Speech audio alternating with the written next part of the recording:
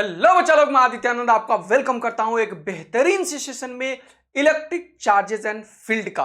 तो आज अपन करने वाले हैं इलेक्ट्रिक चार्जेस एंड फील्ड का लेक्चर नंबर 6 और एकदम धुआं धुआं उड़ा देंगे, एकदम मजेदार तरीके से काम करेंगे और बेहतरीन सा मजा आएगा।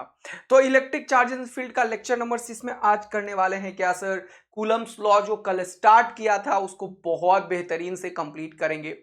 फिर पढ़ेंगे सुपर पोजिशन प्रिंसिपल, फिर खूब सारे न्यूमेरिकल की प्रैक्टिस करेंगे। तो सबसे पहले मैं रिवीजन करवा देना चाहता हूं थोड़ा कूलम्स लॉ का। तो कल मैंने क्या क्या बताया था जरा सा वो देखेंगे कि पहला इंपॉर्टेंट बात था कि दो पॉइंट चार्जेस हैं। क्या है बेटा? Point charges. ये Q1 है, इसके बीच का दूरी R है, ये Q2 है। तो इनके बीच में फोर्स ऑफ अट्रैक्शन और फोर्स ऑफ रिपल्सन हो सकता है। और वो किसने बताया था? कूलम्स ने बताया था। कैसे बताया था? एक्सपेरिमेंट कर करके कल बताया था मैंने। तो ये अट्रैक्शन एंड रिपल्सन दोनों होता है। अट्रैक्शन फोर्स भी हो सकता है ये, एंड रिपल्शन भी हो सकता है। ये किस पे डिपेंड करता है? ये अट्रैक्शन होगा या रिपल्सन होगा? It depends on the sign of the charges. अगर दोनों पॉजिटिव पॉजिटिव है तो रिपल्शन होगा, है ना। दोनों पॉजिटिव पॉजिटिव है तो क्या होगा? रिपल्शन होगा। दोनों निगेटिव निगेटिव है तो क्या होगा? रिपल्शन होगा। इन दोनों में क्या होगा? रिपल्शन। ये इसको बोलेगा अबे चल भाग जा, ये बोलेगा चल भाग जा, ये बोलेगा चल भाग जा, ये बोलेगा चल भाग जा।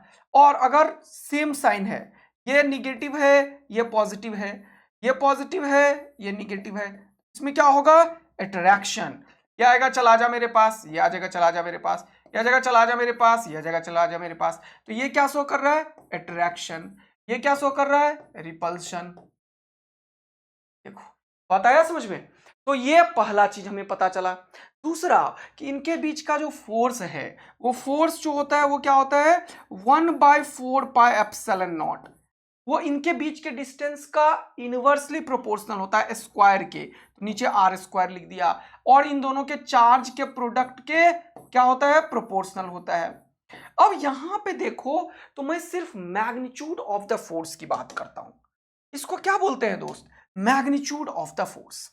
इसको क्या बोलते हैं बेटा? Magnitude of the force. मैंने इसमें साइन वाइन कुछ भी कंसीडर नहीं किया है और ना ही वेक्टर लिखा है। मैंने मैग्नीट्यूड ऑफ इलेक्ट्रोस्टैटिक फोर्स की बात किया। मैंने electrostatic force between two charges Q1 and Q2।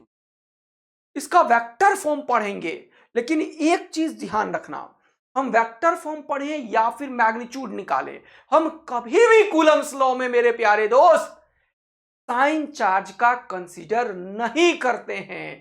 जैसे मान लो अगर कोई -Q1 भी रहा, मान लो -Q1 Q2 रहा, तो ऐसा नहीं है कि -Q2 यहां कंसीडर करेंगे, नेवर एवर। तो फिर हम क्या करेंगे? हम हमेशा एरो से दिखाएंगे कि वो अट्रैक्शन होगा या रिपल्सन होगा। तो यहां पे इन दोनों के बीच में एरो कैसा होगा बताओ? ये निगेटिव है तो ये बोलेगा चला जा मेरे पास, ये निगेटिव इस पॉजिटिव को बोलेगा चला जा मेरे पास। तो हम ऐसे ही साइन दिखाएंगे, ऐसे ही फोर्स का एरो दे देंगे। हम यहां पे कभी भी साइन यूज नहीं करते, यानी कि फोर्सेस में कभी भी चार्ज का साइन यूज नहीं होता है। लिखो इस पॉइंट को, फोर्सेस में कभी भी चार्ज का साइन यूज नहीं होता है। लिखो इस चीज को तुरंत से। अब यहां से एक बहुत इंपॉर्टेंट चीज मैंने बताया था कल के डेट में, ये चीज को फोर्स के टर्म्स में एक और चीज मैंने बताया था। क्या ये जनरली क्या है? इसको बोलते हैं क्या? परमिटिविटी। क्या बोलते हैं? Permittivity of free space, of free space. ठीक है, क्या होता है ये बताता है electrical behaviour of the medium को। एप्सिलॉन नॉट वैल्यू कितना होता है? 8.85 इंटू 10⁻⁻12। अब ये बहुत इंपॉर्टेंट बात है, देखो जरा सा, मैं हमेशा क्या सिखाता हूं तुम्हें, ये एप्सिलॉन नॉट इधर जाएगा तो फोर्स नीचे जाएगा, तो ये कूलम स्क्वायर पर न्यूटन मीटर स्क्वायर यूनिट होगा। ये बात समझ में आया तुम लोगों को? तो ये हो जाएगा कूलम स्क्वायर पर न्यूटन मीटर स्क्वायर।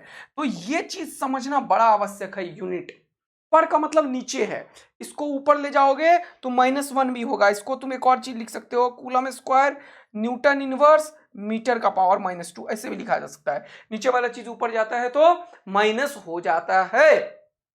मजा आया जबरदस्त। तो जल्दी से फटाफट से आग और दिल बरसा दो मेरे प्यारे बचवा और बचवी। अब मैंने तुम्हें एक और चीज बताया था बड़ा इंपॉर्टेंट, ये जो चीज है 1/4πε0, इसका वैल्यू कितना होता है? इसका वैल्यू अगर निकालना चाहो तो ये सिर्फ है यहां पे, तो ये हो जाएगा न्यूटन मीटर स्क्वायर पर कूलम स्क्वायर। अरे बोलो, मजा आ रहा है तुम लोगों को? अगर इसी का वैल्यू निकालना चाहो तो यूनिट क्या होगा?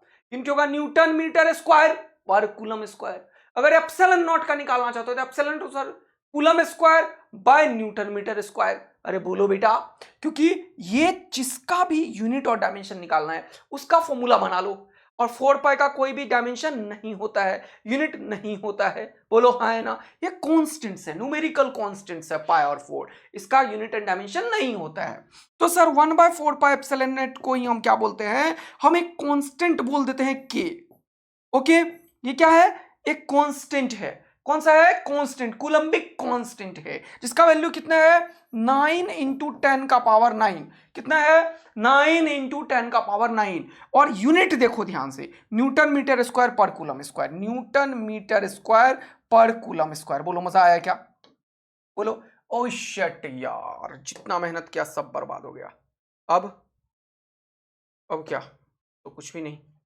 ओ शिट, बहुत दिक्कत हो गई, जितना मेहनत किया सब खत्म हो गया। अब तो सर गड़बड़ हो गया कहानी। तो कोई बात नहीं है, मेहनत जब कर लिया तो समझाने में टाइम थोड़ी लगेगा, सेकंड लगेगा इसको। एक्चुअली क्या है ना, यहाँ पे कुछ कुछ चीज लिखा था, तो मैंने सोचा कि मैं सीधा तुमको पूरा डिटेलिंग कर दूं इसको। तो देखो क्या बताया अभी, थोड़ा स्पीड पकड़ते हैं। ये Q1 था, ये Q2 था, इनके बीच का डिस्टेंस R था। तो पहला इंपॉर्टेंट चीज क्या सिखाया? फोर्स या तो अट्रैक्शन का होगा और रिपल्सन का होगा। ठीक है, ये कौन डिसाइड करेगा? अट्रैक्शन का है, रिपल्सन का? चार्ज डिसाइड करता है। अगर निगेटिव निगेटिव हो तो रिपल्सन होगा, अगर पॉजिटिव पॉजिटिव हो तो रिपल्सन होगा, लेकिन अगर निगेटिव और पॉजिटिव हो तो अट्रैक्शन होगा, पॉजिटिव और निगेटिव हो तो भी अट्रैक्शन होगा। बात समझ में आया ना बेटा? तो ये चीज पहले मैंने बताया था, यहाँ पे रिपल्सन होगा, यहाँ पे अट्रैक्शन होगा। ये बोलेगा चल आजा मेरे पास, ये चल आजा मेरे पास, ये चल आजा मेरे पास, ये चल आजा मेरे पास। यहाँ पे क्या होगा? अट्रैक्शन होगा। यहाँ पे क्या होगा? रिपल्सन होगा। चलो बहुत बढ़िया, देखो जो चीज आता है वो तुरंत हो जाता है। फिर मैंने बताया कि इन दोनों के बीच में फोर्स जो होगा उसका हम मैग्नीट्यूड ऑफ द फोर्स निकालते हैं, और वो क्या लिखते हैं? 1/4πε0। और यहाँ पे Q1 और Q2 का मैग्नीट्यूड लिखते हैं। कभी भी यहाँ पे साइन कंसीडर नहीं करते हैं। और मैं जो बता रहा हूं वो क्या बता रहा हूं? फोर्स का मैग्नीट्यूड बता रहा हूं। क्या बता रहा हूं? Magnitude of the force. क्या बता रहा हूं? Magnitude of electrostatic force, electrostatic force. बोलो मजा आया क्या? इसको FE बोलते हैं, ऐसे मैग्नीट्यूड ऑफ इलेक्ट्रोस्टैटिक फोर्स। क्या बोलते हैं? Magnitude of electrostatic force. Magnitude मतलब परिमाण, कितना न्यूमेरिकल वैल्यू है ये बताएगा। बात आया समझ में? ये डायरेक्शन नहीं बताएगा। तो किधर होगा डायरेक्शन? क्या होगा? I will tell you. यहां पे जब दो पॉजिटिव चार्ज होंगे तो ये इधर और इधर होगा, जब दोनों अपोजिट वाला होगा तो ये इधर और इधर होगा। यानी कि सपोज करो ये निगेटिव है, ये पॉजिटिव है, ये निगेटिव वाला इसके ऊपर फोर्स किधर लगाएगा बताओ मुझे? बोलेगा चल आजा मेरे पास, और ये पॉजिटिव निगेटिव को अट्रैक्ट करेगा, चल आजा मेरे पास। हम हमेशा साइन नहीं लिखेंगे यहां पे कभी भी, हमेशा मैग्नीट्यूड लिखेंगे, लेकिन डायरेक्शन ऐसे फोटो में बनाएंगे। याद रखना, ये बड़ा इंपॉर्टेंट लाइन। फिर मैंने तुम्हें क्या बताया था कि यहां पे ये जो k का वैल्यू ये कांस्टेंट है, जो 1/4πε0 है, जिसका वैल्यू क्या होगा वो देखो, जिसका वैल्यू होगा 9 इंटू 10 का पावर 9। ये इसका वैल्यू होगा 9 इंटू 10 का पावर 9, है कि नहीं? और ये न्यूटन मीटर स्क्वायर पर coulomb square, newton metre square पर कूलम स्क्वायर। अच्छा, अब देखो इस एप्सिलॉन नॉट का वैल्यू क्या होता है वो भी मैंने अभी बताया था। इसको बोलते क्या है? इसको बोलते हैं परमिटिविटी। क्या बोलते हैं? परमिटिविटी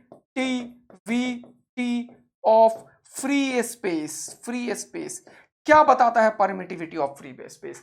इलेक्ट्रिकल इंटरेक्शन कोई चार्ज पार्टिकल कैसे करेगा, राइट ना? तो यहां पे इसका वैल्यू कितना हो गया? इसका वैल्यू हो गया 8.85 इंटू 10 का पावर -12 न्यूटन।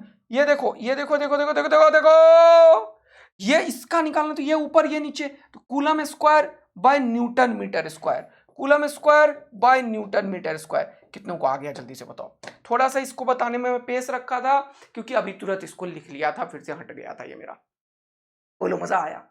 अब एक बहुत इंपॉर्टेंट बात, जब किसी मीडियम में दो चार्ज पार्टिकल को रखते हैं तब क्या होता है। यहां पे तो क्या किया मैंने, जल्दी से बताओ। ये तो तुमने वैक्यूम में या फिर एयर मीडियम में रखा तो तुमने फटाफट ये लिख दिया, लेकिन कल मैंने क्या लिखा था वो देखना। In any medium, in any medium, ध्यान से देखो, इन एनी मीडियम, कोई भी मीडियम है तो मीडियम का एक चीज होता है। जैसे मान लो कि ये कोई भी मीडियम है, मान लो ग्लिसरीन का मीडियम है, या मान लो तुम जो मन करे मान लो, कोई भी मीडियम मान लो। इस मीडियम का एक चीज होता है जिसे बोलते हैं डाइलेक्ट्रिक कांस्टेंट, या फिर बोलते हैं रिलेटिव परमिटिविटी। क्या बोलते हैं इन दोनों को समझो। एप्सिलॉन आर को बोलते हैं रिलेटिव परमिटिविटी।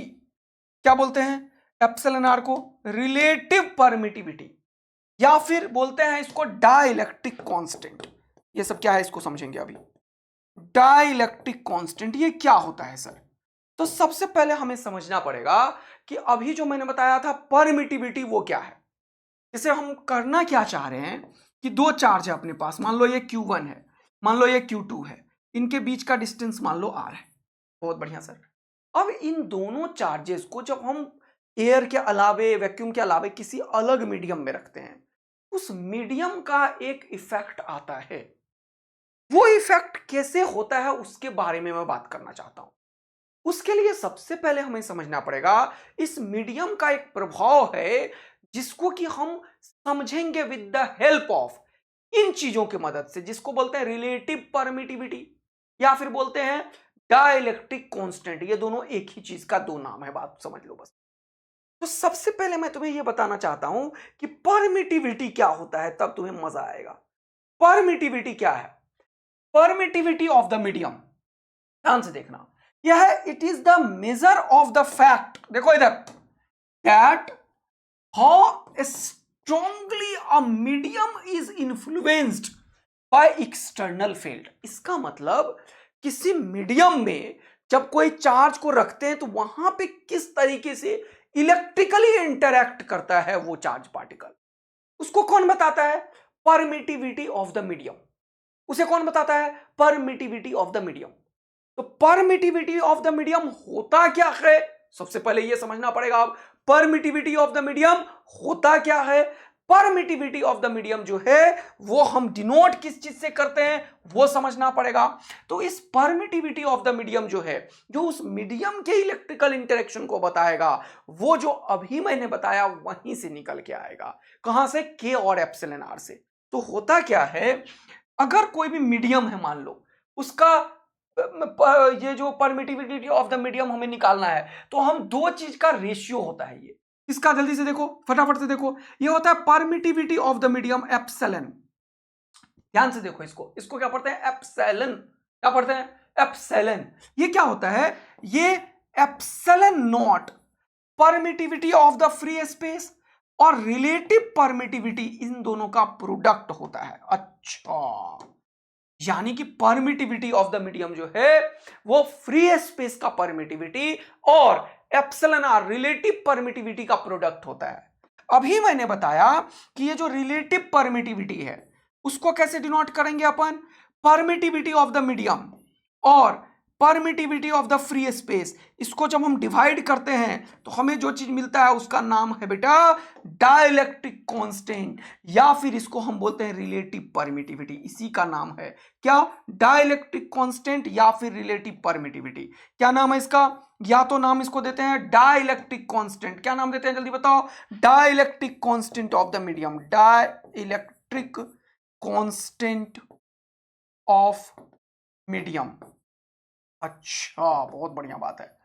या फिर रिलेटिव परमिटिविटी, क्या बोलते हैं इसको, रिलेटिव परमिटिविटी। क्या बोलते हैं इसको, रिलेटिव परमिटिविटी। ये क्या होता है, ये परमिटिविटी ऑफ द मीडियम और epsilon not permittivity of the free space, इनके रेशियो से निकलता है। बात समझ में आया? तो इसका बहुत ही खतरनाक यूज है। बताता क्या है ये? इंटरेक्शन, इलेक्ट्रिकली कोई चार्ज पार्टिकल किसी मीडियम में कैसे इंटरेक्ट करता है वो बताता है। तो जब तुम यहां पे देखोगे, जब मैंने तुम्हें कूलम्स लॉ पढ़ाया था अभी तुरंत ऊपर में, तो मैंने तुम्हें बताया था एक चीज कि ये एप्सिलॉन नॉट तो लिख देते हैं अपन, क्योंकि जब हमें पता है ये मीडियम एयर मीडियम में हम खेल रहे हैं, लेकिन इन जनरल क्या लिखोगे? इन जनरल ये जो फोर्स होता है इन दोनों के बीच में वो कैसा होता है सर? इंपॉर्टेंट लाइन ये है। तो अब देखेंगे थोड़ा सा और समझेंगे। तो अभी तक क्या क्या समझा हमने कि दो चार्ज पार्टिकल है, ये दोनों पॉजिटिव हो सकता है, दोनों निगेटिव हो सकता है, एक पॉजिटिव हो सकता है, एक निगेटिव हो सकता है। सेम चार्जेस होगा, रिपल्शन होगा, अपोजिट होगा, अट्रैक्शन होगा। कितना होगा? 1/4πε0 Q1 Q2/r² के बराबर होगा। ये का वैल्यू कितना होता है? 9 × 10⁻⁹ न्यूटन मीटर स्क्वायर पर कूलम स्क्वायर। एप्सिलॉन नॉट का वैल्यू 8.85 × 10⁻⁻12 कूलम स्क्वायर पर न्यूटन मीटर स्क्वायर। यहां तक सेट हो गया तुम लोगों का दिमाग? एकदम मजा आया? अच्छा लगा? सुंदर लगा? बहुत सुंदर। अब जरा बात को आगे बढ़ाते हैं। इसके बाद मैंने तुम्हें बताया कि हम इसका वेक्टर फॉर्म पढ़ेंगे, लेकिन इसमें कभी भी चार्ज का साइन नहीं रखते हैं। तो लिख लो, फोर्स में कभी भी चार्ज का साइन नहीं लिखते हैं। लिख लो जल्दी से कॉपी में, फोर्स में चार्ज का साइन कभी भी नहीं लिखते। अब हमेशा ऐसे ऐसे नहीं लिखूंगा, मैं डायरेक्ट Q1 Q2 लिख दूंगा। साइन हमेशा यहां पे फोटो में दिखाएंगे। उसके बाद मैंने बताया कि ये जो परमिटिविटी है एप्सिलॉन नॉट, ये क्या है? ये मीडियम का इंटरेक्शन बताता है, लेकिन ये फ्री स्पेस का है। इसको क्या बोलते हैं? Permittivity of the free space. ये क्या है? Permittivity of the medium. इसको क्या बोलते हो? Permittivity, permittivity of free space. Free space ये क्या है? Permittivity of medium. अच्छा, तो परमिटिविटी ऑफ द मीडियम और permittivity of the free space का जो रेशियो है उसको क्या बोलते हैं? Relative permittivity. तो रिलेटिव परमिटिविटी क्या होता है? It is the ratio of, लिखो जल्दी से, it is the ratio of permittivity of the medium to permittivity of free space. Permittivity of the medium by permittivity of free space. मजा आ रहा है सर? तगड़ा मजा आ रहा है। अब मैंने क्या बताया कि कोई भी मीडियम में अगर मैं चार्ज पार्टिकल को रखा, अब इसके बीच में मुझे देखना है तो फोर्स कैसा लगेगा। तो फोर्स जो लगेगा वो लगेगा 1/4πε। नोट पहले का था, अब एप्सिलॉन आर भी आ जाएगा, तो एप्सिलॉन नॉट एप्सिलॉन आर। अच्छा, और यहां पे Q1 Q2 था, हाँ, डिवाइडेड बाय r²। यानी कि ये जो एक्स्ट्रा टर्म आया है, अब ये समझने की बारी है हमारे जीवन। अब तुम इसे समझो दोस्त, अब तुम इसे समझो दोस्त, ये एप्सिलॉन आर, इसको हम क्या बोलेंगे? Relative permittivity. अब ये एक्शन में आ जाता है जब किसी मीडियम में हम चार्ज पार्टिकल को रखते हैं और इसके बीच का नेट फोर्स को कैलकुलेट करते हैं। अब ये फोर्स कैसा है? ये नेट फोर्स है इन दोनों के बीच में। अब ये नेट वर्ड क्यों यूज कर रहे हो सर आप? ये नेट क्या हो गया? Force between Q1 and Q2, या फोर्स ऑन Q2 या फोर्स ऑन Q1, दोनों यही होगा, क्योंकि दोनों एक दूसरे के ऊपर सेम फोर्स लगाता है। यह एक्शन रिएक्शन पेयर जनरेट करता है न्यूटन्स लॉ के अकॉर्डिंग बेटा। तो यहां पे सर ऐसा क्या हो गया कि आपने फोर्स को नेट का नाम दिया है, कुछ हुआ। अब देखते हैं क्या हुआ, इसको डिटेल में समझते हैं। रेडी हो समझने के लिए? तो फटाफट से कंसंट्रेशन है करना, सुनो ध्यान से।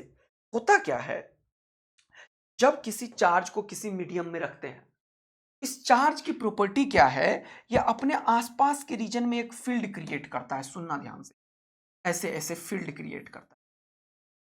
जब ये चार्ज फील्ड क्रिएट करता है अपने आसपास के रीजन में, ये भी करता है, हाँ बिल्कुल करता है। तो होता क्या है, सुनना ध्यान से। ये कोई भी मॉलिक्यूल, मान लो पानी ही है, वाटर मॉलिक्यूल है, मान लो, मानने में थोड़ी कुछ जा रहा है, मान लो ये वाटर मॉलिक्यूल है। तो अगर ये वाटर मॉलिक्यूल है H2O, तो होता क्या है, इस H2O का कोई भी एक स्ट्रक्चर होगा, हाँ, जैसे ऐसे मान लेते हैं, यहां पे H2O है मान लो, H2O के ऊपर मॉलिक्यूल्स होंगे, इसका एटॉम्स होगा, इस पे इलेक्ट्रॉन्स होगा। तो H2O को अगर तुम देखोगे तो H2O ओवरऑल बनाओगे अगर तुम, तो कैसा बनाओगे सर? H2O पूरा का पूरा जो भी वाटर है, तो वो आयंस के फॉर्म में नहीं है, वो तो न्यूट्रल है, यस, बट इसमें इलेक्ट्रॉन्स है, प्रोटॉन्स है, सब कुछ है। अब जब ये इलेक्ट्रिक फील्ड पैदा करता है, तो इलेक्ट्रिक फील्ड करता क्या है? इलेक्ट्रॉन के ऊपर एक फोर्स लगाता है, किधर? अपोजिट डायरेक्शन में, ये पढ़ेंगे अभी। इलेक्ट्रॉन के ऊपर इलेक्ट्रिक फील्ड के अपोजिट डायरेक्शन में एक फोर्स लगता है, और अगर ये इलेक्ट्रॉन है, मान लो निगेटिव चार्ज है, माइनस है ये, और अगर पॉजिट्रॉन है तो इसके ऊपर इधर की तरफ ही फोर्स, सॉरी प्रोटॉन है तो इधर की तरफ ही फोर्स लगाता है। ये इलेक्ट्रॉन के ऊपर फोर्स है, ये प्रोटॉन के ऊपर फोर्स है। ये कौन करता है? ये चार्ज पार्टिकल अपने आसपास के रीजन में जब फील्ड क्रिएट, तो क्या होता है, ये जो मॉलिक्यूल होगा, कोई भी ग्लिसरीन है, वाटर है, कुछ भी है, हाँ सर, तो इसका मॉलिक्यूल इन फोर्सेस के चलते निगेटिव पॉजिटिव इस तरीके से पोलराइज हो जाता है, निगेटिव पॉजिटिव इस तरीके से पोलराइज हो जाता है, निगेटिव पॉजिटिव इस तरीके से पोलराइज होता है, यानी कि इलेक्ट्रॉन क्लाउड को ये थोड़ा खींच लेता है इधर। कौन खींचा? ये इलेक्ट्रिक फील्ड इस मीडियम का जो मॉलिक्यूल है उसके ऊपर। तो अब जो मीडियम पहले एकदम न्यूट्रल शो हो रहा था, उसके अंदर पोलराइजेशन होता है। जल्दी बताओ क्या होता है? पोलराइजेशन। क्या होता है? पोलराइजेशन। क्या होता है? पोलराइजेशन का इफेक्ट आता है। ड्यू टू दिस पोलराइजेशन यहां पे negative positive, negative positive, negative positive, negative positive, negative positive सब आने लगता है। Negative positive, negative positive, negative positive, negative positive, negative positive. अच्छा, तो अब क्या हुआ, पहले यही दोनों सिर्फ फोर्स लगा रहा था एक दूसरे के ऊपर, लेकिन अब ये पॉजिटिव वाला भी इस पे लगाएगा, ये निगेटिव वाला भी लगाएगा, निगेटिव वाला भी, पॉजिटिव वाला भी, ये भी, ये भी, ये भी, ये भी, ये भी, ये भी, ये भी, ये भी। अरे बाप रे बाप, इतना खतरनाक तरीके का फोर्स एक्शन में आता है। यस, जब दो चार्ज को तुम किसी मीडियम में रखते हो तो इंटरेक्शन इस लेवल का होने लगता है, और ये सारे इंटरेक्शन को जब हम इफेक्टिवली समझते हैं तो वो नेट फोर्स जो इसके ऊपर पहले से लग रहा था, जो पहले का फोर्स था पहले का, उसको ये डिक्रीज कर देता है with the value of dielectric constant. तो अगर यहां पे तुम न्यू वाला फोर्स निकाल रहे हो या नेट वाला फोर्स निकाल रहे हो किसी मीडियम में, in any medium, in that situation क्या हुआ, पहले का फोर्स है ये सारा, देखो 1/4πε0 Q1 Q2 R², ये पहले का फोर्स है, और अब ये एप्सिलॉन आर का वैल्यू जो के की तरफ लिख लोगे, के ही एप्सिलॉन आर है, यानी कि ये फोर्स क्या हुआ, डिक्रीज हुआ bye a factor of 1/k। यानी कि ये मीडियम का, अब एक एक करके हम नहीं निकालते हैं, हमें ये एक्सपेरिमेंटली पता है कि अगर किसी मीडियम का डाइलेक्ट्रिक कांस्टेंट या रिलेटिव परमिटिविटी पता है तो इसके ऊपर जो नेट फोर्स होगा, सुनना बात को ध्यान से, इन दोनों के ऊपर जो नेट फोर्स होगा, सबका इफेक्टिव फोर्स जो होगा वो डिक्रीज कर जाएगा बाय अ फैक्टर ऑफ के। तो हमने क्या सीखा यहां पे कि force of interaction between force on any one of the charge due to all the charges, that's why it is called net force. The net force between q1 and q2 और other charges जो ये है, उसको क्या हम बोल नहीं रहे हैं, उसको मैं समझा रहा हूं, is decreases by a factor of k. So net force is decreases by a factor of k. F net decreases by a factor of, अब मैंने डिक्रीजेस लिख लिया तो के लिखने से काम चल जाएगा, बात समझ में आया ना। तो अगर कोई चीज डिक्रीज हो रहा है बाय फैक्टर ऑफ के तो वो 1/k ही होता है, ध्यान रखना है। ये 1/k ने क्या किया, इसको घटा दिया है फोर्स। क्या ये बात सीखा? ये अराइज क्यों हुआ? Due to polarisation. ऐसा क्यों हुआ? Due to polarisation. ये इसको किसने किया? ये सब due to polarisation, due to polarisation. Polarisation के चलते इनके ऊपर इफेक्ट पैदा हुआ, और किसी भी मीडियम में ये नेट फोर्स को क्या कर रहा है, डिक्रीज कर दे रहा है। बोलो मजा आया, समझ में आया, एकदम मस्त आ गया? तो जल्दी से वाई टाइप कर दो, आग लगा दो, दिल बरसा दो, एमएमए टाइप कर दो। तो अभी अब क्वेश्चन ही क्वेश्चन करेंगे आज, अब कुछ नहीं करेंगे। चलो पहला क्वेश्चन यही लिया मैंने जान के, पढ़ो ध्यान से। बोल रहा है two charges spheres separated at a distance d exert force F on each other. तो दो स्फीयर है, ओके, इनके बीच का सेपरेशन d है, तो फोर्स कितना होगा जल्दी बताओ, k। अब k के बदले क्या लिखोगे, 1/4πε0, ये दिख रहा है, ये थोड़ा छोटा तो नहीं है। q, दो चार्ज स्फीयर है तो पहला चार्ज q1 q2 मान लो, और डिवाइडेड बाय d है तो d² मान लो इक्वेशन। अब क्या बोला, क्वेश्चन को पढ़ो ध्यान से, अब क्या बोला, क्वेश्चन को पढ़ो ध्यान से। बोल रहा है they if they are immersed in a liquid of dielectric constant के। अब समझ में आया?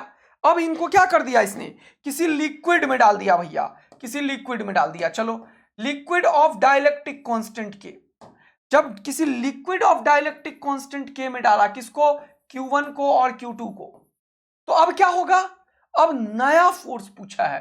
Then the force if all conditions are same. What do you mean by all condition are same, charges same होगा, डिस्टेंस सेम होगा, तो अब जो नया वाला फोर्स होगा, फोर्स नया वाला वो क्या होगा, 1/4πε0, इसका डाइलेक्ट्रिक कांस्टेंट के, इसका के का वैल्यू है 2, तो यहां पे क्या लिखोगे, एप्सिलॉन आर जो कि 2 के बराबर है। देखो मजा आया तुम लोगों को अब।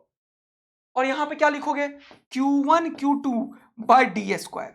अब इन सबको देखो, यहां पे एकदम टेलीफोन बना रहा हूं मैं, टेलीफोन में बना रहा हूं, इधर देखो, टेलीफोन बना दिया ना यार। तुम लोगों को नहीं समझ आया क्या टेलीफोन बनाया, चलो अच्छा से टेलीफोन बनाओ फिर।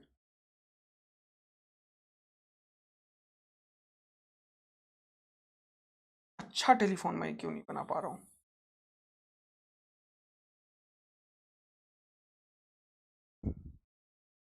टेलीफोन, अब दिख रहा है ना टेलीफोन, ऐसे उठाओ, हेलो कैसी हो वाह, तुम लोगों का ध्यान तो इधर ही रहता है। 1/4πε0 Q1 Q2 by D square, तो ये वाला चीज क्या हो जाएगा भैया, ये पहले वाला फोर्स जो F था, तो from equation 1/4πε0 Q1 Q2 by D square, ये किसके बराबर है, F के, तो नया वाला फोर्स क्या होगा, F/2, तो यही बताया था, नया वाला फोर्स डिक्रीज हो जाएगा। तो इतना करने की जरूरत नहीं थी, लेकिन तुम नए बच्चे हो, छुटकू मुटकू हो, इसीलिए तुम्हें फोड़ने के लिए सिखा रहा हूं। तो क्या हुआ, डिक्रीज हो गया। अगला क्वेश्चन करो, बोला 2 point charges separated by distance d repel each other with a force of 9 Newton. कि 2 पॉइंट चार्जेस है Q1 और Q2। ओके, बहुत मजा आया सर, ये दोनों रिपेल कर रहा है एक दूसरे को। ओके, रिपेल कर दे, क्या फर्क पड़ता है, दोनों सेम साइन का होगा, या तो दोनों निगेटिव होगा या तो दोनों पॉजिटिव होगा। 2 point charges separated by distance d repel each other with a force of 9 Newton. तो फोर्स का वैल्यू कितना बोला इसने, 9 न्यूटन। इसको क्या लिखोगे तुम, क्या लिखोगे जल्दी से बताओ, 1/4πε0 Q1 Q2 बाय, इनके बीच का डिस्टेंस d है, तो क्या लिखोगे, डी स्क्वायर। चलो इक्वेशन 1 मान लो। अब इसने क्या बोला क्वेश्चन वालों ने, उसको देखो फिर से। बोल रहा है if the separation between them becomes 3D। अब इनके बीच का डिस्टेंस d था, अब 3D कर दिया, कर दो बेटा, ये Q1 था सर, अब कितना कर दिया, Q2, और ये सेपरेशन कितना कर दिया, 3D। ओके सर, बहुत बढ़िया, बहुत सुंदर, बहुत मजेदार। तो क्या हो गया, the force repulsion will be, the new force क्या हो गया, जल्दी बताओ, 1/4πε0 Q1 Q2 divided by D square, ये क्या हो गया, 3D का स्क्वायर। अब 3D का स्क्वायर क्या हो गया वो देखो, 3 3 जा 9, तो मैं क्या करता हूं, ये 9 को बाहर कर लेता हूं जान के, क्योंकि ये सब इसमें सेम है। देखो Q1 Q2 है, 4πε0 है और डी स्क्वायर है, तो इसके बदले ये जो Q1 Q2 है 4πε0 है, डी स्क्वायर है, इसको क्या लिखेंगे अपन, जल्दी से बताओ, इसको क्या लिखेंगे अपन, जल्दी से बताओ, इसको लिखेंगे 9 न्यूटन। कहां से, फ्रॉम इक्वेशन 1। तो इस चीज को क्या लिखोगे, 9, तो ये हो गया ऊपर का 9, और ये 1/9 से डिवाइड करोगे तो 9 9 जा खत्म, तो कितना हो गया, 1 न्यूटन। यानी कि अगर डिस्टेंस बढ़ाते हैं तो फोर्स घटता है, फोर्स घटता है, सिंपल सा बात है, क्योंकि डिस्टेंस के इनवर्सली प्रोपोर्शनल है, यही तो सिखाया मैंने। अरे force is inversely proportional to the square of distance between them. Force is product of the charges Q1 and Q2, ये तो सिखाया है दोस्त, बोलो हाँ है ना, बोलो हाँ है ना, क्या ये सिखाया कि नहीं सिखाया, हाँ। अगर R बढ़ता है तो ताकत घटती है, जैसे पिताजी सामने हो तो फोर्स तगड़ा लगेगा, फिर तो तुम सोचोगे गुस्से में अभी शांत रहा, लेकिन तू घर के बाहर कहीं फील्ड में रहता होगा तो पता नहीं क्या क्या बातें करता होगा अपने दोस्तों से। अब तू इतना भी सुद्धा नहीं है, मुझे पता है, तू टेंशन ज्यादा मत लिया कर, एज है, उम्र है, तो बात करना बनता है, नहीं बात करोगे तो दिक्कत है। लेकिन हाँ, फोकस्ड होना चाहिए कि तुम यार कुछ भी करो जीवन में, लेकिन मेरा एक लाइन हमेशा याद रखना, तुम कुछ भी करो जीवन में दोस्त, कुछ भी करो, लेकिन मेरा एक लाइन हमेशा याद रखना, तुम पढ़ाई, गोल, कैरियर के अगर साथ किसी को इन्वॉल्व करते हो तो तुम बर्बादी के कगार पे चल रहे हो। अदरवाइज तुम इस दुनिया में कुछ भी कर रहे हो, सही कर रहे हो, अगर कुछ गलत नहीं कर रहे हो तो सब कुछ सही है इस दुनिया में। तुम गर्लफ्रेंड बना रहे हो, बॉयफ्रेंड बना रहे हो, क्या बना रहे हो, डजंट मैटर। मैटर यह है कि क्या तुम जब पढ़ते हो, क्या जब तुम्हारा एग्जाम है, क्या जब तुम्हारा पढ़ाई का शेड्यूल है, क्या उन चीजों में वो चीज इंवॉल्व हो रहा है, क्या क्या तुम डिस्ट्रैक्ट हो रहे हो, क्या क्या तुम्हारा पढ़ाई इफेक्ट हो रहा है, क्या तब तुम अपने आप को बर्बाद कर रहे हो। तेरा कुछ नहीं हो सकता, ये ध्यान रखना बेटा। अदरवाइज तो मस्ती में कुछ भी करो, क्या फर्क पड़ता है, लेकिन गलती मत करो, कुछ सोच समझ के, खोपड़ी से, इमोशंस में आके कुछ गलती मत कर दो। तो यहां पे क्या हो गया बेटा, आंसर 1 न्यूटन। अगला क्वेश्चन, आज क्वेश्चन ही क्वेश्चन बोल रहा है Coulomb's law is analogous to. देखो एक्चुअल में नेचर के दो छोटे मोटे बच्चे हैं, एक है मास और दूसरा है चार्ज। मास में जैसे ग्रेविटेशनल फोर्स लगता था, वैसे ही चार्ज में कूलम्बिक फोर्स लगता है।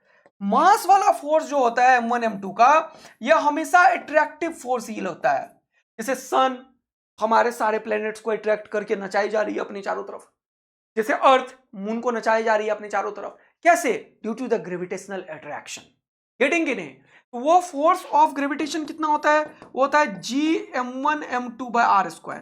जरा इस फोर्स को देखो, ये फोर्स भी दोनों के प्रोडक्ट है। देखो force is proportional to the product of the masses, and ये फोर्स जो है वो also inversely proportional to the square of distance between them है। जब तुम कूलम्ब फोर्स देखते हो, जब तुम कूलम्ब फोर्स देखते हो तो ये Q1 और Q2 में होता है। हाँ, ये डिस्टेंस d है, अगर इसी की तरह से r है अगर मान लो, तो इसमें भी वही है। Force is proportional to product of the charges and force is inversely proportional to the square of distance between them. देखो बोलो मजा आया? तो फोर्स इस तरीके से खेल रहा है यहां पे गेम, यहां से और यहां से। बोलो मजा आया क्या? तो कूलम्स जो लॉ दिया वो एनालॉगस चार्ज कंजर्वेशन लॉ क्या है? नहीं, चार्ज कंजर्वेशन तो ये बताता है कि आइसोलेटेड सिस्टम का चार्ज कंजर्व है। Newton second law of motion तो है बड़ा बड़े में बताता है, नहीं है इसके। Law of conservation of energy बताता है कि इस दुनिया का टोटल एनर्जी कंजर्व्ड है, यानी कि इनिशियल एनर्जी और फाइनल एनर्जी हमेशा बराबर होगा in the all form of energy को कंबाइन कर दो तो। नहीं है।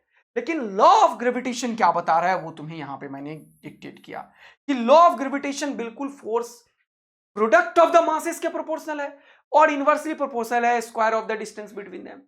और यहां पे भी प्रोडक्ट ऑफ द चार्ज है और ये स्क्वायर। तो ये क्या है?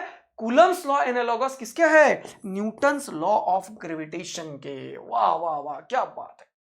सब बच्चे क्वेश्चन को सॉल्व कर रहे हो मेरे साथ पेस में, उतना ही स्पीड में। स्पीड कुछ खास नहीं है, लेकिन थोड़ा सा मैं एनर्जी पुश कर रहा हूं ताकि तुम्हारा दिमाग सेट होए। क्योंकि मेरा एक और मानना है कि जब तुम मरे हुए लोगों के साथ चलने लगोगे तो तुम भी निपट जाओगे, और जब तुम एनर्जी वाले के साथ चलोगे तो एनर्जी वाले बन जाओगे। तो थोड़ा थोड़ा स्पीड भी गेन करना है कभी कभी। जब मैं कॉन्सेप्ट पढ़ा रहा हूं तब बड़ा प्यार से, जब कोई क्वेश्चंस करवा रहा हूं तो मैं एनर्जी पुश कर रहा हूं, लेकिन इसका यह मतलब नहीं है कि तुम समझो नहीं। तो इसको प्यार से करो। अगर तुम्हें दिक्कत होता है तो ऐप में जो यूट्यूब का है उसमें तुम स्पीड को थोड़ा कम भी कर सकते हो, 0.75 में देख सकते हो, लेकिन उसकी जरूरत नहीं पड़ेगी, मुझे पक्का पता है। लेकिन चीजों को ध्यान से सुनो, मैं पूरा क्रिस्टल क्लियर बातें कर रहा हूं, जो तुम्हें दिक्कत करेगा सब एक्सप्लेन कर रहा हूं, एक एक ऑप्शन तक को एक्सप्लेन कर रहा हूं। क्या मैं सही बोल रहा हूं? क्या तुम्हें सही में समझ आ रहा है? तो एक बार जल्दी से पॉज करके मुझे बता दो ताकि मैं तुम्हारा कमेंट्स देख लूं। केमिस्ट्री के लेक्चर्स आ जाएंगे,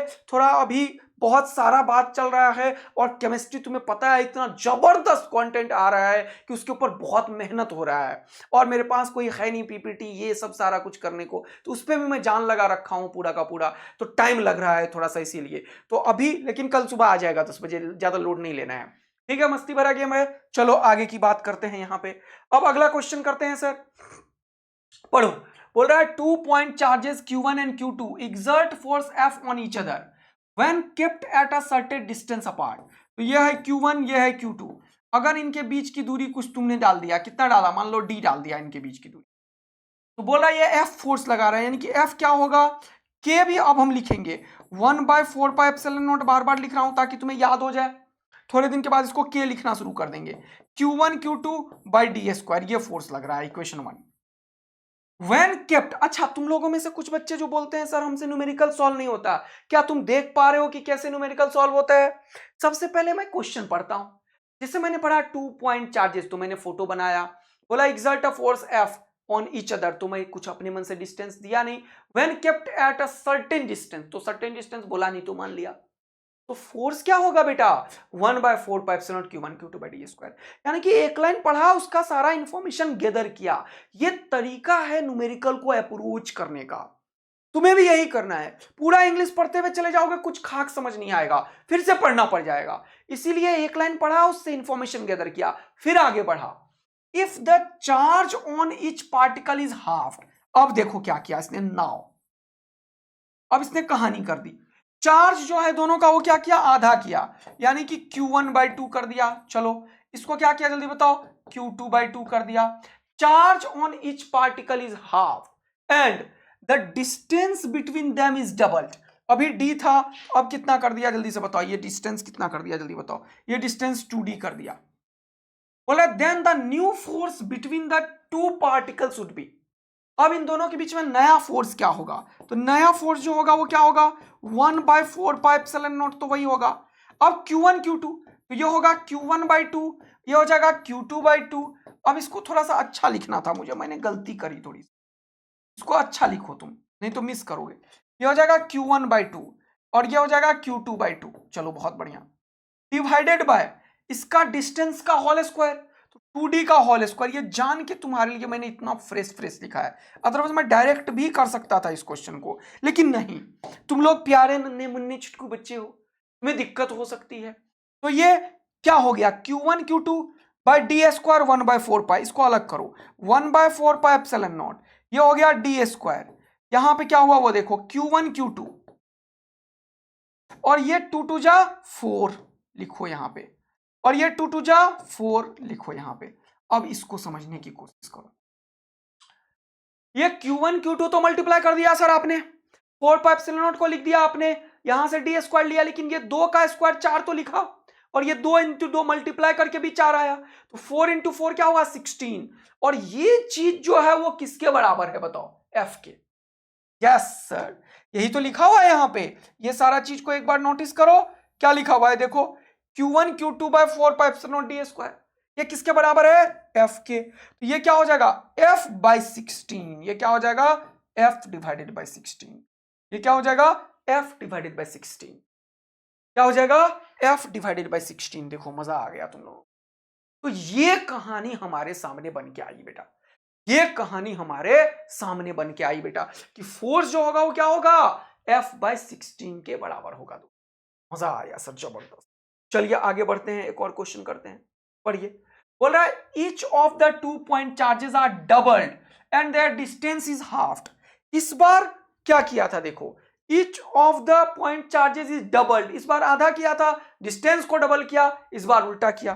तो पहले मान लो यहां पे Q1 है, Q2 है, और इनके बीच का डिस्टेंस d है, तो पहले का फोर्स क्या होगा। अब मैं k लिख देता हूं, क्योंकि कोई नया मीडियम नहीं है, तो k का वैल्यू हो जाएगा 1/4πε0। k का वैल्यू कितना है, 1/4πε0, तो ये ध्यान रखिएगा।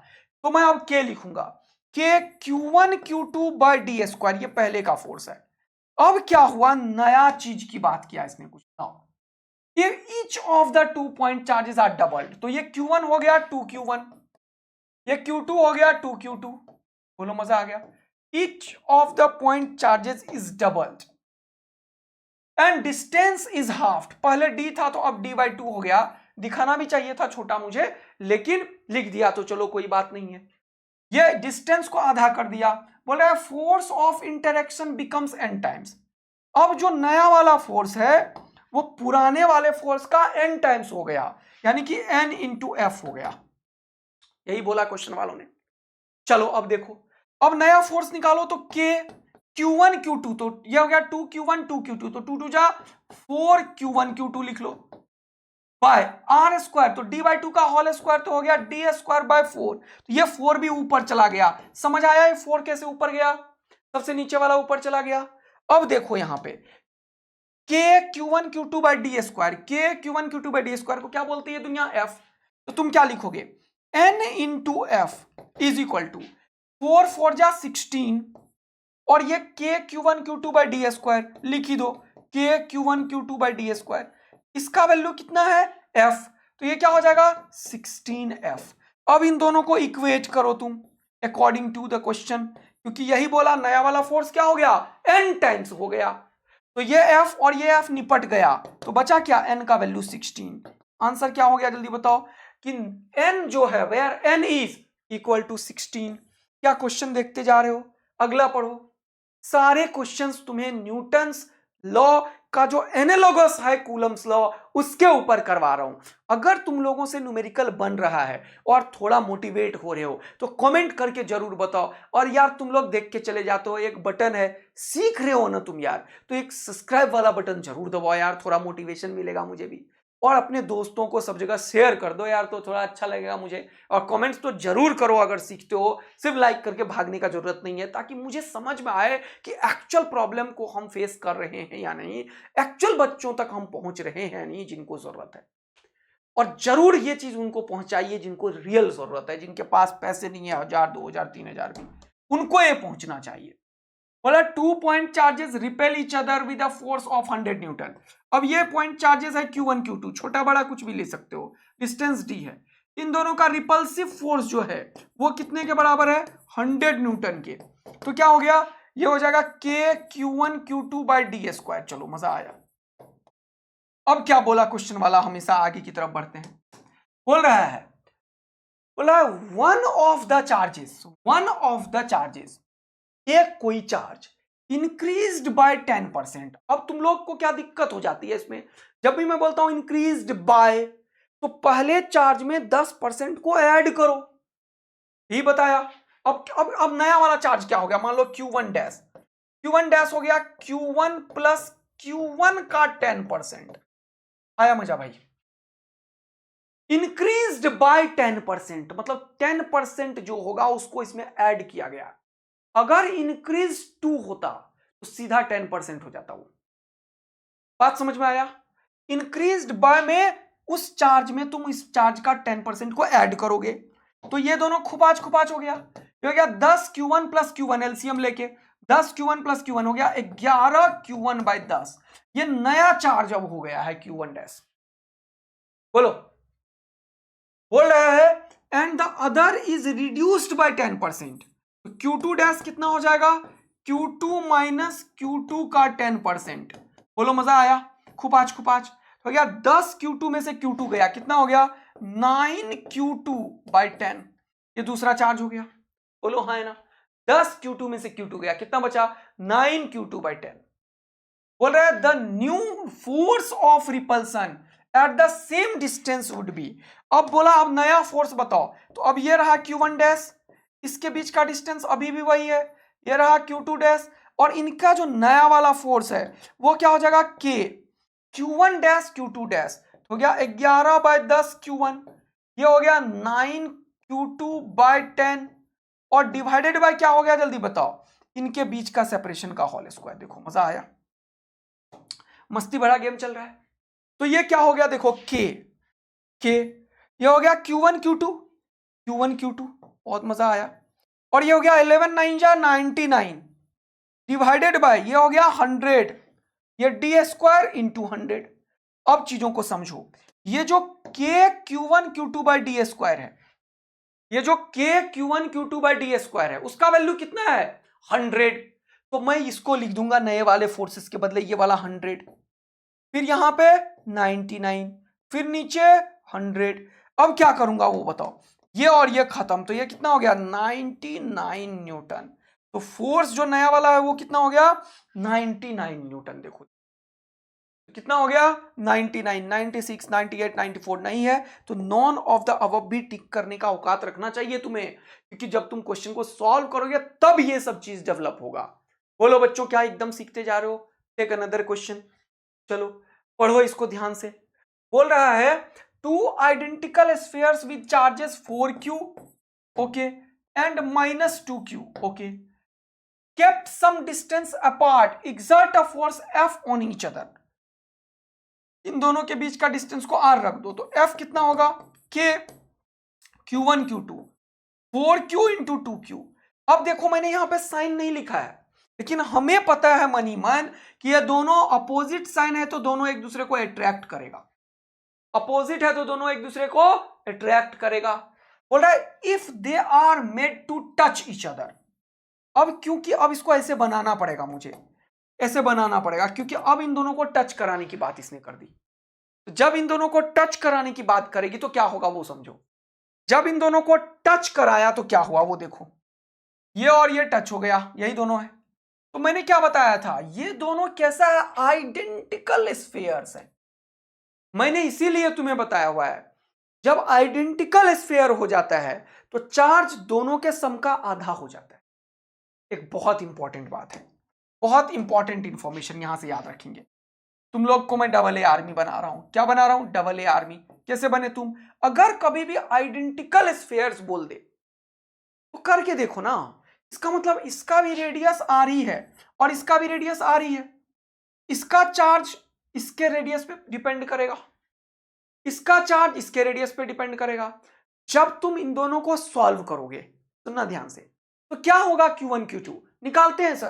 तो Q1 क्या होगा, पहले रेडियस डिवाइडेड बाय दोनों के रेडियस का सम इनटू टोटल चार्ज। तो ये और ये खत्म, तो क्या हो गया, टोटल चार्ज का आधा। देखो मजा आया तुम्हें, यानी कि Q1 भी टोटल चार्ज का आधा, Q2 भी टोटल चार्ज का आधा। यानी कि जब दो आइडेंटिकल स्फीयर को तुम इस तरीके से टच कराते हो तो चार्जेस जो होता है नेट चार्ज का आधा हो जाता है। बहुत बढ़िया सर, तो Q1 आधा हो गया, Q2 आधा हो गया।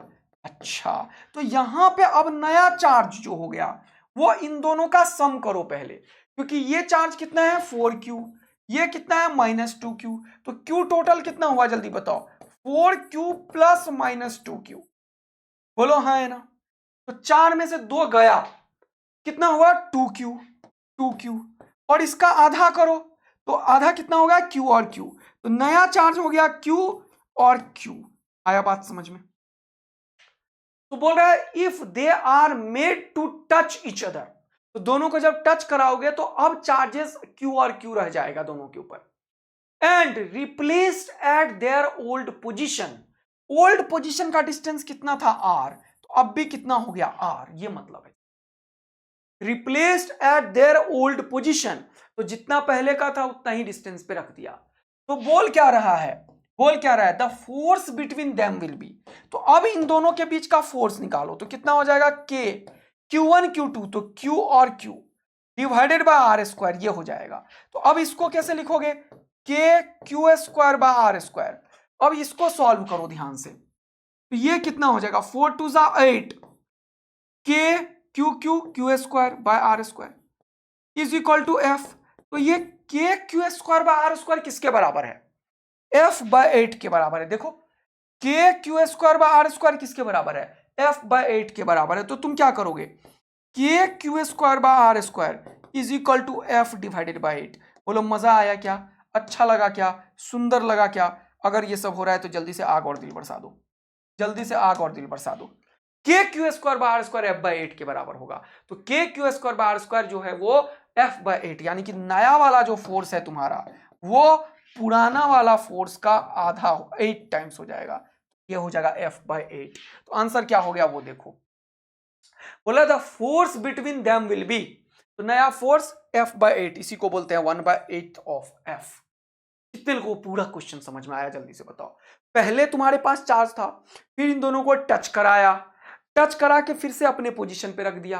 तो टच कराने के टाइम पे टोटल चार्ज का आधा हो गया। क्यों आधा हुआ, क्योंकि आइडेंटिकल स्फीयर्स लिखा हुआ है। तो जब भी कभी ऐसे ये क्वेश्चन बिल्कुल नीट में आने वाला है, जेई मेन में आ चुका है, नीट में आ चुका है, तो एकदम बहुत तगड़ा क्वेश्चन है। और ऐसे क्वेश्चंस बिल्कुल आ सकते हैं क्योंकि थोड़ा सा चेंज किया, मॉडिफाई किया। ठीक है दोस्त, तो ये चीज हमें समझ में आ गया। अगला क्वेश्चन देखेंगे, एक बढ़िया क्वेश्चन कराता हूं, तुम्हें मजा आ जाएगा। रेडी हो, पढ़ना।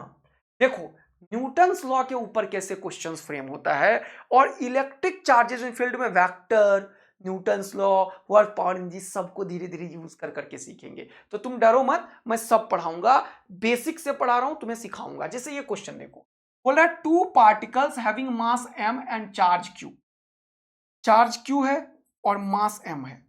ओके, एक पार्टिकल है। ओके, दूसरा पार्टिकल भी है। ओके, चलो मजा आया। इसका भी मास m है और चार्ज q है।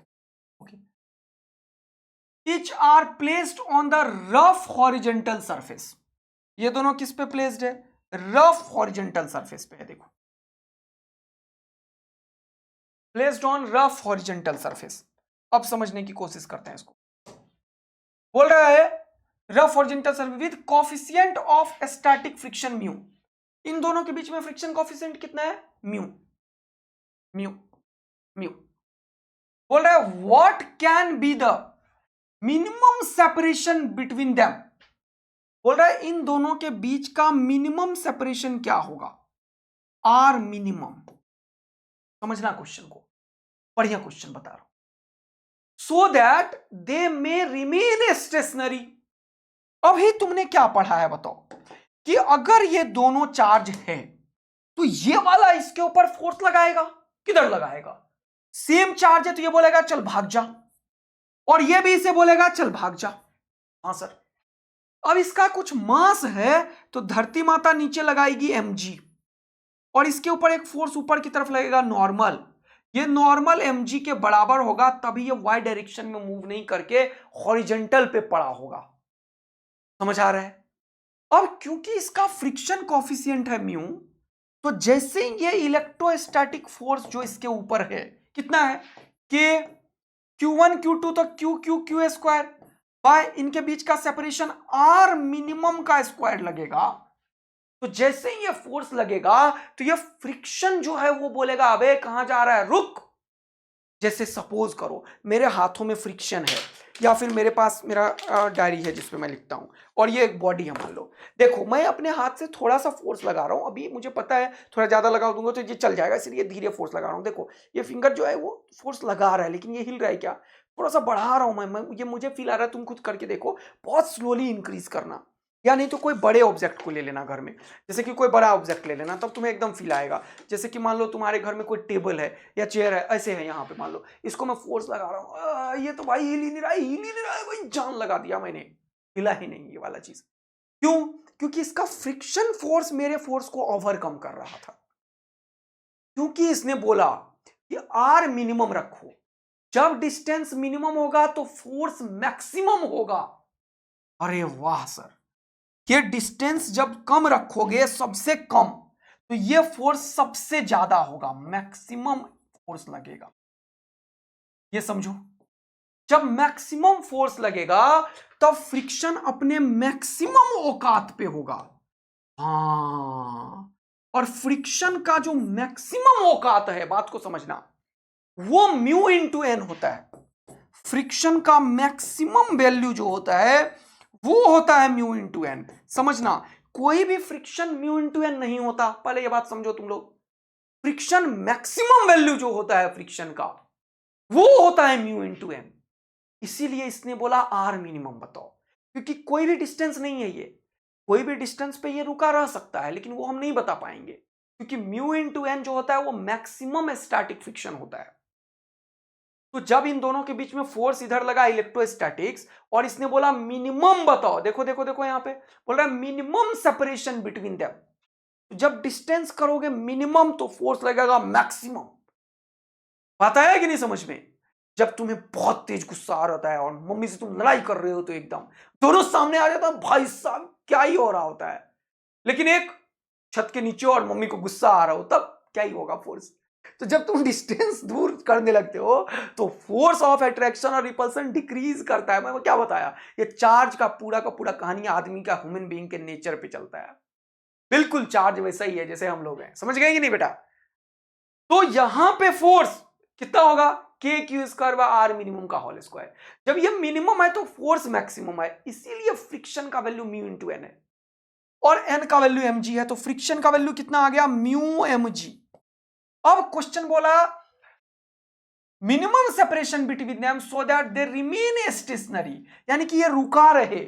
इसका मतलब ये वाला जो इलेक्ट्रिक फोर्स है और ये वाला जो फ्रिक्शन है, दोनों एक दूसरे को कैंसिल आउट कर दे। अब तुम आ गए इधर खींच रहे, तेरी वाली इधर, दोनों बराबर ताकत दिखाए जा रहे हो। अरे मैं कम थोड़ी हूं, तो मैं क्या रहूंगा? यहीं पे रुका रुका इक्विलिब्रियम में रहूंगा। तो मैं रिमेन्स स्टेशनरी कब रह सकता हूं? जब तू और तेरी वाली दोनों बराबर अमाउंट ऑफ फोर्स लगाए। तो यहां पे बोला रिमेन्स स्टेशनरी, तो इसका मतलब ये फोर्स इलेक्ट्रोस्टैटिक्स और ये फ्रिक्शन दोनों एक दूसरे के बराबर होना चाहिए। कर दो बराबर। क्या सीखा तुमने अच्छे अच्छे क्वेश्चंस? आज क्वेश्चन को सॉल्व करना सीखा। आज डीपीपी आ रहा है 3-4, तो वो भेज दूंगा, बना दिया था सारा, उसको थोड़ा सा फॉर्मेट करके उसके बाद भेजता हूं मैं थोड़ी देर में।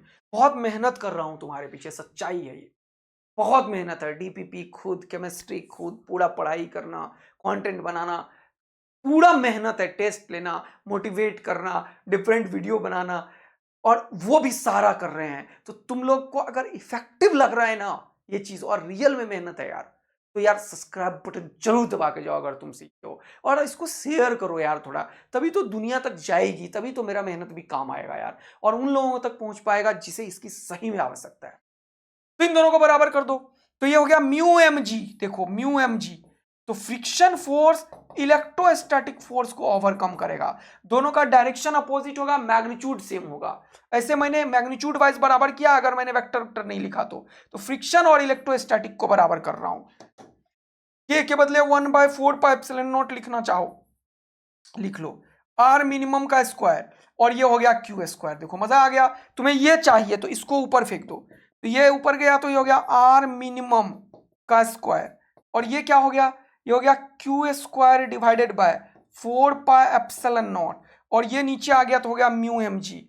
देखो ध्यान से, मस्ती भरा गेम है। और ये स्क्वायर को हटाओगे तो क्या आएगा, जल्दी बताओ। स्क्वायर को हटाते हैं तो रूट आ जाता है, पता है ना तुम लोगों को, तो यहाँ पे रूट हो जाएगा। तो रूट हटा तो ये क्यू स्क्वायर है, तो इसको ऊपर में क्यू लिख सकते हो, और ये वाला चीज को 4 को 2 भी लिख सकते हो, और रूट अंडर क्या लिख सकते हो, πε0 म्यू एम जी। देखो this is the final answer of the question, यानी कि आर मिनिमम जो इन दोनों के है वो ये होना चाहिए। देखो कितना बढ़िया प्यार से हमने समझ लिया है। मजा आया तुम लोगों को तगड़ा, तो जरूर फटाक से कमेंट करके बता दो। चलिए अगला क्वेश्चन, एक ये होमवर्क देता हूं, ऑल्दो मैंने ये क्वेश्चन सॉल्व करा दिया है। Charge Q is divided into 2 parts. Q को 2 पार्ट्स में डिवाइड करो, एक में चार्ज Q रख दो, तो दूसरा में क्या रहेगा जल्दी बताओ। टोटल चार्ज तो Q है, एक को Q दिया तो दूसरे को क्या दोगे जल्दी बताओ, Q minus Q। Charge Q is divided into 2 parts which are kept some distance apart। दोनों को कुछ डिस्टेंस पे रख दिया, मान लो R पे रख दिया। बोल रहा था force between them will be maximum. Force कितना है, K Q1 Q2 by R square. देखो फोर्स कितना है, K Q1 Q2 by R square. If the 2 parts are having the charge, अब ये जो फोर्स है वो K Q1 Q2 by R square है, K Q1 Q2 by R square है। अब इसको जब सॉल्व करोगे तो ये हो जाएगा K, ये हो जाएगा आर स्क्वायर, और ये हो जाएगा Q Q minus Q square. अब मैंने बताया जब इसको करना हो मैक्सिमम, और वेरिएबल क्या है, ये Q तो कांस्टेंट है, तो ये स्मॉल q चेंज हो रहा है, तो जिसे करना है मैक्सिमम उसे करो डिफरेंशिएट। जो चीज वेरिएबल है उसके रिस्पेक्ट में करो डिफरेंशिएट, और उसको 0 के बराबर करो। ये मैंने बेसिक मैथ्स में भी तुम्हें खूब सिखाया। df बाई डी को 0 करो, करो इसको जल्दी से, डिफरेंशिएट करो जल्दी से। तो k by R square constant है, बाहर चला जाएगा।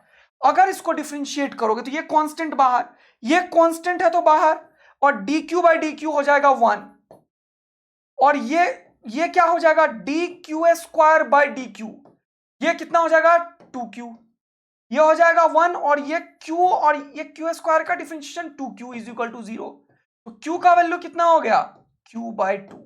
ये बड़ा इंपॉर्टेंट बात है कि जब भी कभी तुम्हें देखना है कि फोर्स मैक्सिमम कब होगा, तब चार्ज आधा आधा डिस्ट्रीब्यूट है। तो ये बहुत सारे बच्चे याद रखते हैं, तुम भी याद रखो कि ये जो Q होगा वो भी हो जाएगा Q बाई 2, और दूसरा जो Q माइनस Q है, तो टोटल Q में से आधा घटाओगे तो ये भी Q बाई 2 हो जाएगा।